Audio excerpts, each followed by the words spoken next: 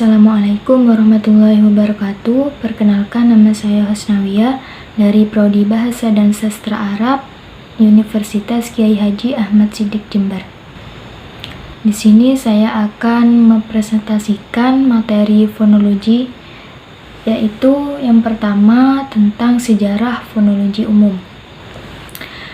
Sejarah fonologi dapat kita ketahui melalui riwayat pemakaian istilah fonem dari waktu ke waktu atau dari masa ke masa.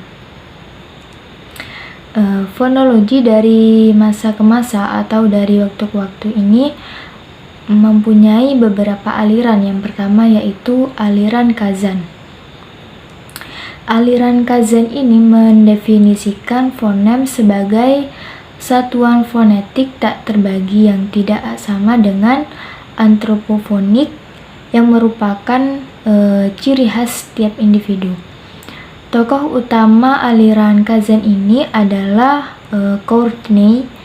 Menurut beliau, bunyi-bunyi yang secara fonetik berlainan dengan alternan yang berkerabat secara historis dan juga etimologis.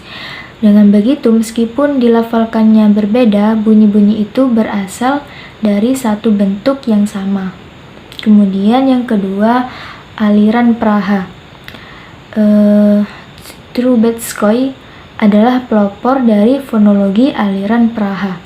Berbeda dengan aliran yang lain, Trubetskoy ini dan para pengikutnya tidak menganggap fonem itu sebagai unit analisis minimal. Tapi aliran Praha ini mendefinisikan fonem sebagai kumpulan ciri pembeda atau ciri distintif. Karena mereka beranggapan bahwa fonem itu merupakan sejumlah ciri fonik yang mampu membedakan bunyi bahasa tertentu dari yang lain, sebagai cara untuk membedakan makna kata.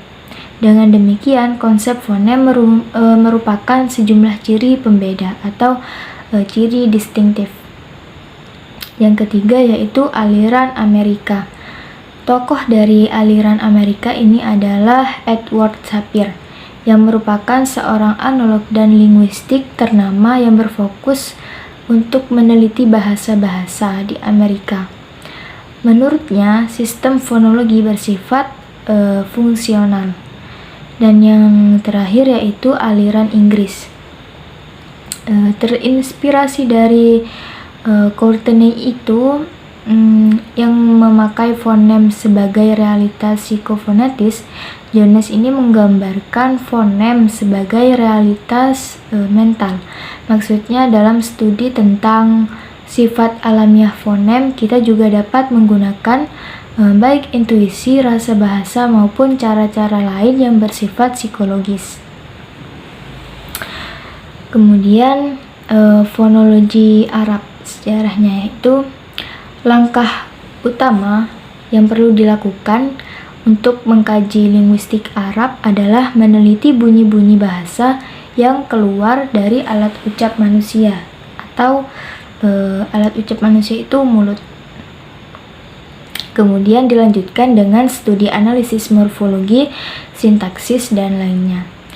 Morfologi merupakan materi dasar dalam kajian linguistik yang membicarakan persoalan tentang bunyi-bunyi bahasa yang diucapkan lewat alat ucap, baik bunyi bahasa yang fonetik maupun yang fonemik.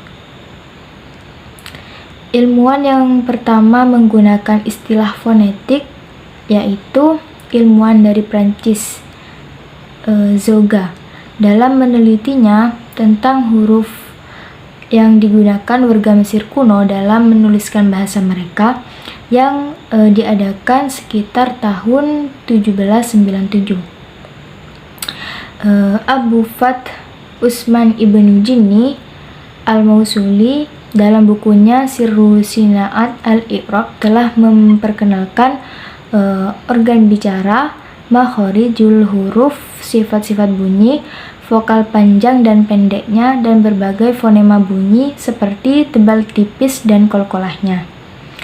Dan bukunya yang kedua yang berjudul Al-Khosois yang menggunakan metode sosiologis untuk menjelaskan teori-teori linguistik. Hal ini menunjukkan bahwa linguistik Arab juga mempunyai andil yang besar dalam melahirkan ilmu bunyi yang populer dengan nama fonologi ini. Untuk fonologi, definisi fonologi dan pembagiannya. Fonologi ini adalah bidang ilmu dalam linguistik yang mempelajari tentang bunyi-bunyi bahasa, membicarakan runtutan bunyi-bunyi dan menyelidiki bunyi-bunyi bahasa. Runtutan bunyi bahasa ini dapat dianalisis atau disegmentasikan berdasarkan tingkat-tingkat kesatuannya. Kemudian segmen-segmen runtutan bunyi itu dapat disegmentasikan sehingga sampai pada satu satuan runtutan bunyi yang disebut silabel atau suku kata. Objek kajian fonologi adalah bunyi-bunyi bahasa yang dihasilkan oleh alat ucap atau alat bicara manusia. Menurut satu satuan bunyi kecil yang menjadi objek kajian fonologi itu dibagi menjadi dua bagian, yaitu fonetik dan juga fonemik. Secara umum, fonetik itu dapat dijelaskan sebagai cabang ilmu fonologi yang mengkaji bunyi-bunyi bahasa tanpa memperhatikan statusnya.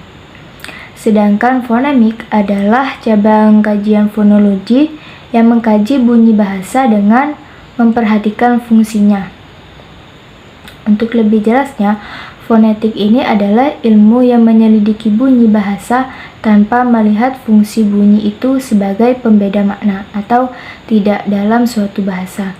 Fonetik diklasifikasikan menjadi 3 bagian. Yang pertama yaitu fonetik artikulatoris, yaitu cabang fonetik yang mempelajari tentang mekanisme alat-alat bicara manusia yang bekerja dalam menghasilkan bunyi bahasa serta bagaimana bunyi-bunyi bahasa itu diklasifikasikan.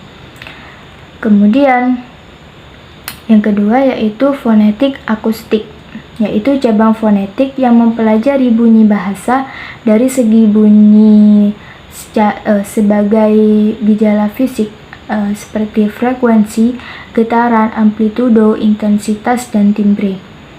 Yang terakhir yaitu fonetik auditoris, yaitu cabang fonetik yang mempelajari bunyi bahasa ketika bunyi tersebut sampai ke telinga si pendengar, baik dari segi psikologis maupun jiwa. Yang kedua yaitu fonemik. Fonemik itu adalah cabang studi fonologi yang mempelajari bunyi bahasa dengan memperhatikan bunyi bahasa tersebut sebagai pembeda makna. Dengan kata lain, fonemik itu adalah cabang studi fonologi yang menyelidiki dan mempelajari bunyi bahasa atau sistem fonem suatu bahasa dalam fungsinya sebagai pembeda arti. Dalam fonemik itu ada istilah fonemisasi, yaitu salah satu cara bagaimana menemukan fonem suatu bahasa. Penemuan fonem suatu bahasa itu didasarkan pada data-data yang secara fonetis akurat. Hasil dari fonemisasi itu yaitu satuan bunyi yang terkecil yang fungsional atau distintif dalam arti membedakan makna. Perbedaan di atas ini mencakup 3 pengertian ilmu bunyi. Yang pertama yaitu pembagian ilmu bunyi deskriptif dan normatif atau perspektif. Yang kedua yaitu ilmu bunyi sinkronik atau deskriptif dan ilmu bunyi diakronik atau historis. Yang ketiga yaitu ilmu bunyi komparatif atau perbandingan dan ilmu bunyi kontrastif. Selanjutnya yaitu peran dan urgensi ilmu aswat dalam linguistik. Yang pertama yaitu ilmu aswat memberikan penjelasan dalam pembelajaran sorof atau morfologi. Ilmu aswat sangat berperan khususnya dalam mempelajari sebagian fenomena dalam kalimat atau binaul kalimat dan perubahannya. Yang kedua yaitu ilmu aswad memberikan keterangan untuk pembelajaran nahwiyah atau sintaksis, khususnya dalam batasan dan fungsional keseluruhan dan pembagiannya. Yang ketiga yaitu dalam pembelajaran makna kalimat semantik. Ilmu aswad ini juga memberikan peran dalam menjelaskan makna kalimat yang memiliki makna yang berbeda-beda. Yang terakhir yaitu fonologi memberikan pemahaman untuk kajian leksikologi dan leksikografi. Karakteristik pengucapan kalimat kamus yang membutuhkan pada penulisan suara, yang dalam begitu juga penyusunannya kalimat kamus itu membutuhkan perhatian dasar suara agar susunannya itu berdasarkan tempat keluarnya berbagai suara makna. Sebagai yang sudah dijelaskan di atas, fonologi itu sangat penting terhadap pengucapan atau pelafalan, fungsional dan pembelajarannya. Seperti pelafalan, seperti yang kita ketahui bahwasanya setiap bahasa itu mempunyai suara yang berbeda-beda yang membedakan antara satu bahasa dengan bahasa yang lainnya. Kemudian fungsional, suara tidak hanya memberikan bentuk bahasa, tetapi juga memberikan suatu makna. Satu kata atau satu kalimat atau lebih dalam suatu makna apabila diucapkan dengan kata yang berbeda-beda. Yang terakhir yaitu pembelajaran. Keduanya itu tidak berbeda bahwasanya suara asal bahasa akan tetapi merupakan unsur dari unsur-unsur bahasa yang inti, suara, kalimat, dan tertib atau penyusunannya. Dan suara memiliki peran penting dalam ilmu aswad untuk membedakan antara bahasa yang satu dengan bahasa yang lainnya.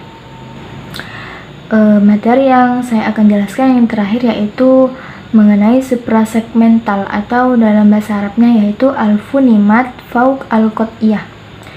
Bunyi yang dapat disegmentasikan seperti semua bunyi vokal dan bunyi konsonan adalah bunyi segmental. Sedangkan bunyi yang unsurnya tidak dapat disegmentasikan yang menyertai bunyi segmental itu disebut dengan bunyi suprasegmental. Dalam kajian mengenai bunyi suprasegmental itu biasanya dibedakan menjadi durasi, nada, tekanan, dan juga jeda. Yang pertama yaitu durasi atau dalam bahasa Arab disebut juga dengan tul as-saut. Durasi dalam bahasa Arab itu membedakan makna. Durasi yaitu panjang pendeknya suatu bunyi. Kemudian bahasa itu menunjukkan lama waktunya dipertahankannya posisi alat ucap. Dalam fonetik, tanda seperti titik dua itu tanda panjang yang akan membedakan suatu makna. Seperti contoh, kalau dalam bahasa Arab itu kataba, berbeda dengan kataba. Kalau kataba itu kan masih ada durasinya, jadi memiliki arti saling mengirim surat. Sedangkan kalau kataba tanpa durasi itu maknanya menulis. Yang kedua yaitu nada atau dalam bahasa Arab yaitu tangin. Jika suatu bunyi frekuensinya itu tinggi, maka tinggi nadanya juga akan semakin tinggi. Begitu juga dengan sebaliknya. Dalam intonasi variasi nada itu biasanya dibedakan menjadi empat macam. Yang pertama yaitu nada rendah ditandai dengan angka 1. Nada sedang ditandai dengan angka 2, nada tinggi ditandai dengan angka 3, dan nada sangat tinggi ditandai dengan angka 4. Yang ketiga yaitu tekanan, atau dalam bahasa Arab yaitu naber. Keras dan lunaknya tekanan atau stressing ditandai dengan gerak alat ucap yang lebih keras dan menggunakan tegangan dalam menghasilkan bunyi. Suatu bunyi segmental yang diucapkan dengan arus udara yang kuat sehingga menyebabkan amplitudenya itu melebar, pasti dibarengi dengan tekanan yang keras juga. Begitu juga dengan sebaliknya. Tekanan naik yaitu nada yang meninggi, biasanya ditandai dengan tanda petik. Tekanan datar ditandai dengan garis lurus. Tekanan turun yaitu nada yang merendah, biasanya ditandai dengan tanda petik. Tekanan turun naik yaitu nada yang merendah kemudian meninggi, biasanya ditandai dengan huruf V. Kemudian yang terakhir, tekanan naik turun yaitu nada yang meninggi kemudian merendah, biasanya ditandai dengan V tapi yang terbalik. Yang terakhir yaitu jeda. Jeda adalah suatu hal yang menyangkut perhentian bunyi dalam bahasa. Menurut tempatnya, jeda itu dapat dibedakan menjadi 4 dan biasanya ditandai dengan, kalau jeda antar suku kata biasanya ditandai dengan tanda plus, sedangkan jeda antar kata dalam frase ditandai dengan garis miring. Jeda antar frase dalam klausa ditandai dengan garis miring 2, dan jeda antar kalimat dalam wacana biasanya ditandai dengan tanda pagar. Jadi mungkin cukup sekian penjelasan dari saya, kurang lebihnya saya mohon maaf. Akhirul kalam, wassalamualaikum warahmatullahi wabarakatuh.